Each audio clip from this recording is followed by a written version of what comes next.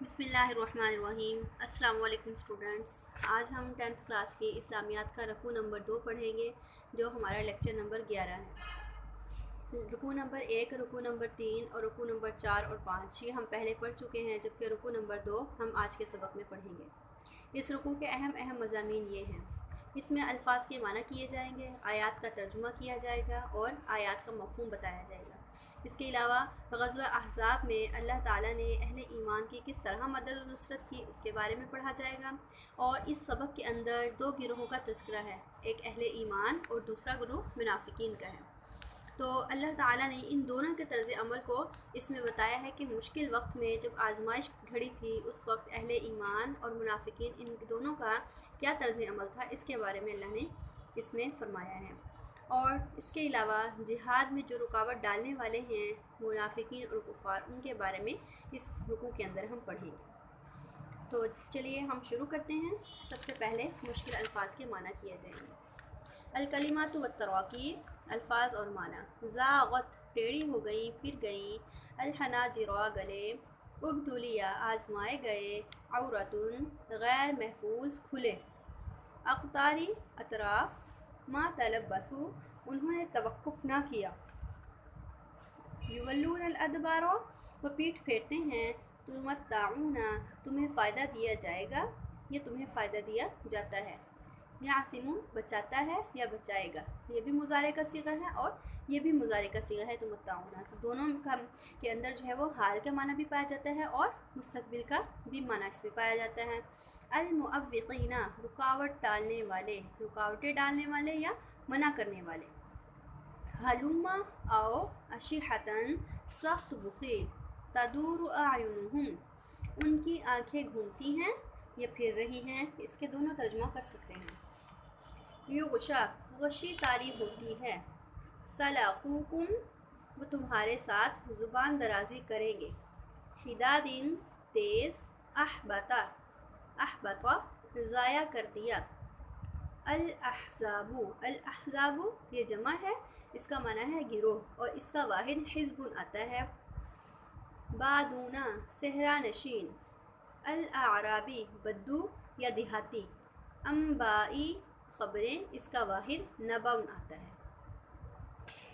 تو اب دیکھیے آیات کا ترجمہ۔ آج کے سبق میں ہم آیت نمبر 9 سے آیت نمبر 15 تک پڑھیں گے۔ ان آیات کے اندر اللہ تعالیٰ نے مسلمانوں پر اس غزوہ کے اندر جو انعامات کیے، جو مدد اور نصرت بھیجی، اس کے بارے میں تذکرہ کیا گیا ہے۔ تو غزوہ احزاب کے موقع پر چونکہ مختلف قبائل جو تھے انہوں نے مل کر مدینہ پر حملہ کیا تھا اور 1 ماہ تک جو ہے مدینہ کا محاصرہ کیے رکھا تھا۔ پھر اللہ تعالیٰ نے مسلمانوں کے لیے جو ہے وہ نظر نہ آنے والے فرشتوں کے لشکر بھیجے۔ اسی طرح اللہ تعالیٰ نے کفار پر تیز ہوا کا ایسا طوفان بھیجا جس سے مٹی اور کنکریاں اڑ اڑ کر ان کے منہ پر پڑتی تھیں۔ اسی طرح ان کی پکی ہوئی ہانڈیاں جو تھیں وہ بھی الٹ گئیں اور ان کے خیمے تیز ہوا اور طوفان سے اکھڑ گئے۔ اس طرح کفار جو تھے وہ راتوں رات بھاگنے پر مجبور ہو گئے۔ تو اللہ تعالیٰ نے یہ سارے انعامات جو ہیں وہ مسلمانوں کے لیے بھیجے، اللہ تعالیٰ نے مسلمانوں کی مدد کی۔ دیکھیے اس آیت کا ترجمہ: یا ایھا الذین آمنوا اے ایمان والو، اذکروا نعمت اللہ علیکم یاد کرو اللہ کی نعمت کو جو تم پر ہے، اللہ نے تم پر اس وقت کی جب اذ جاءتکم جب آئے تم پر جنود لشکر، یعنی کہ یہاں پر مراد لشکروں سے جنود جو ہے یہ جمع ہے کا لفظ ہے اور اس کا معنی ہے لشکر، یعنی جو فوجیں ہیں وہ مراد ہیں جو حملہ کرنے کے لیے مسلمانوں پر آئی تھیں۔ تو اللہ تعالیٰ فرماتے ہیں فَأَرْسَلْنَا پس ہم نے بھیجا ان پر ریحًا ہوا کو، وَجُنُودًا اور ایسے لشکر کو، لَمْ تَرَوْهَا جن کو تم نہیں دیکھ سکتے، اس سے مراد فرشتوں کا لشکر ہے۔ یہ اللہ تعالیٰ اس آیت میں یہ فرما رہے ہیں کہ اہل ایمان پر جب کفار چاروں طرف سے جو ہے وہ حملہ کرنے کے لیے آ گئے تھے تو اللہ تعالیٰ نے ان کی مدد کے لیے فرشتوں کے لشکر کو بھیجا اور مسلمانوں پر جو ہے وہ ان کی مدد کے لیے کفار پر ریحًا یعنی تیز ہوا بھیجی طوفان کی صورت میں۔ وَكَانَ اللَّهُ بِمَا تَعْمَلُونَ بَصِيرًا اور جو تم کام کرتے ہو اللہ ان کو دیکھ رہا ہے۔ اذ جاءوکم من فوقکم इस जब जाओकुम आए तुम पर मिन फौकिकुम तुम्हारे ऊपर से वमिन असफल मिनकुम और नीचे की तरफ से तुम पर चढ़ाए। वइज़ और जब ज़ागतिल अबसारू आँखें फिर गईं या आँखें टेढ़ी हो गईं। वबलगतिल कुलूबुल हनाजिरा वबलगतिल और पहुँच गए कुलूबु दिल हनाजिरा गलों तक। वतज़ुन्नुना बिल्लाहि ज़ुनूना और तुम खुदा की निस्बत तरह तरह के गुमान करने लगे। हुनालिक इब्तुलियल मुमिनूना यहाँ पर ही इब्तुलियल मुमिनूना आजमाए गए मुमिनीन वज़ुलज़िलू और हिलाए गए ज़िलज़ालन शदीदा सख्त तौर पर हिलाए जाना। तो इन आयत में अल्लाह ताला फरमाते हैं कि ग़ज़वा अहज़ाब जो है इसके अंदर ऐसी सख्त आजमाइश थी कि मुसलमानों को पूरी तरह से इसमें आजमाया गया था और मुसलमान उस आजमाइश पर पूरे उतरे थे। और इसी के अंदर जो है वो मुनाफिकीन के बारे में भी पता चल गया था कि कौन जो है वो मुसलमानों के साथ है और कौन जो है वो मुनाफिक है। इसी ग़ज़वा में उनके बारे में भी पता चल गया था। वइज़ यक़ूलुल मुनाफ़िक़ूना और जिस वक्त मुनाफिकीन कहने लगे वल्लज़ीना फ़ी क़ुलूबिहिम मरज़ुन और वो लोग जिनके दिलों में बीमारी है। मा वअदनल्लाहु व रसूलुहु नहीं वादा किया हमसे अल्लाह ने और उसके रसूल ने इल्ला गुरूरा मगर धोखे का। वइज़ क़ालत ताइफ़तुम मिनहुम और जब कहने लगा उनमें से एक गिरोह या उनमें से एक जमात कहने लगी या अहला यस्रिबा ए अहले मदीना ला मुक़ाम लकुम फ़रजिऊ तुम्हारे ठहरने की जगह नहीं है यहाँ फ़रजिऊ बस तुम लौट चलो। वयस्तअज़िनु और इजाज़त मांगता था फ़रीक़ुन एक गिरोह मिनहुम उनमें से नबीजा नबी से। यक़ूलूना वो कहते थे इन्ना बुयूतना औरा बेशक हमारे घर खुले हुए हैं। वमा हिय बिऔरा हालांकि वो खुले हुए नहीं थे। इन युरीदून इल्ला फ़िरारा नहीं वो चाहते थे मगर भागना।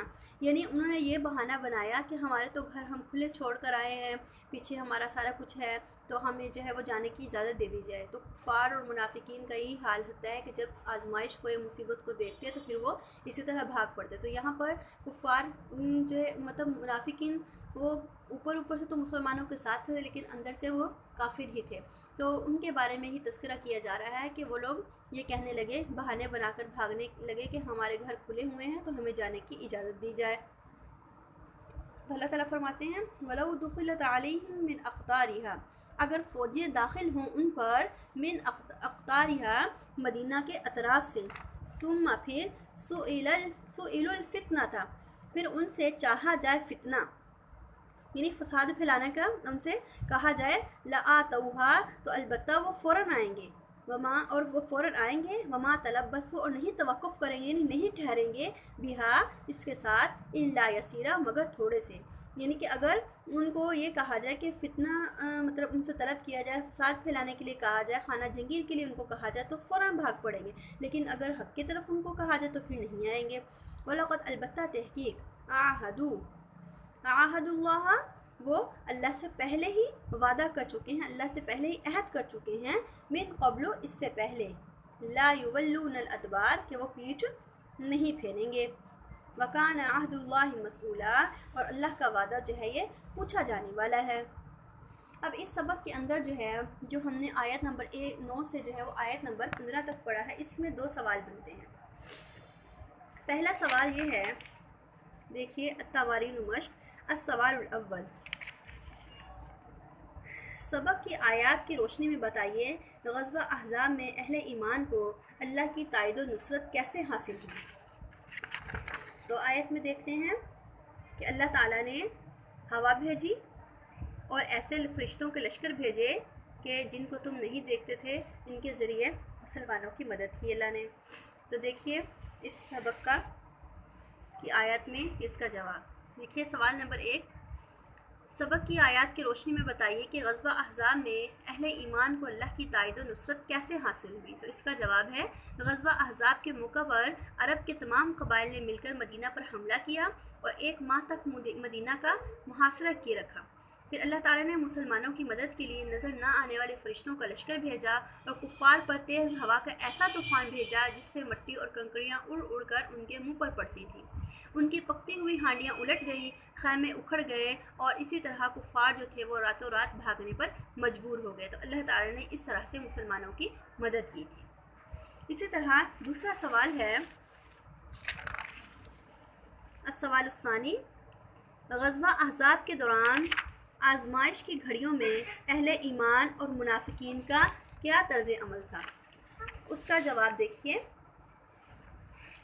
غزوہ احزاب کے موقع پر جب کفار کے لشکر جرار نے مدینہ پر حملہ کیا اور بنو قریظہ نے مدینہ میں بغاوت کا اعلان کر کے مسلمانوں پر پیچھے سے حملہ کرنے کا پروگرام بنایا، تو یہ گھڑی مسلمانوں کے لیے بہت ہی سخت تھی اور آزمائش کی گھڑی تھی۔ لیکن اس آزمائش کی گھڑی میں بھی مسلمانوں کا اللہ کی ذات پر بھروسہ تھا اور ان کا ایمان اللہ پر اور زیادہ بڑھ گیا تھا۔ مسلمانوں نے استقامت کا مظاہرہ کیا اور ہر وقت اپنی جان آپ صلی اللہ علیہ وسلم کے حکم پر قربان کرنے کے لیے تیار رہے۔ یہ تھا اہل ایمان کا طرز عمل۔ اب ہے منافقین کا طرز عمل۔ منافقین کا طرز عمل یہ تھا کہ اس آزمائش کی گھڑی میں منافق اور وہ لوگ جن کے دلوں میں مرض تھا وہ کہنے لگے کہ اللہ اور اس کے رسول کے وعدے تو صرف دھوکے کے ہی ہیں، اور ایک گروہ تو ان میں سے یہاں تک کہنے لگا کہ اہل مدینہ تم محمد صلی اللہ علیہ وسلم کا ساتھ چھوڑ کر یہاں سے لوٹ چلو، اور ان میں سے ایک گروہ جو تھا وہ لڑائی سے بچنے کے لیے یہ کہنے لگا کہ ہمارے گھر کھلے ہوئے ہیں، لہٰذا اے پیغمبر ہمیں گھروں کو جانے کی اجازت دے دیجیے۔ تو دیکھیے آزمائش کی گھڑی میں اہل ایمان اور منافقین کا طرز عمل۔ اس کوسچن کو آپ نے بہت اچھی طرح سے یاد کرنا ہے، کوسچن نمبر 1 کو بھی اور کوسچن نمبر 2 کو بھی، دونوں کو آپ نے اچھی طرح سے یاد کرنا ہے، اور پھر اس کو ایک دفعہ لکھ کے بھی دیکھیے گا زبانی۔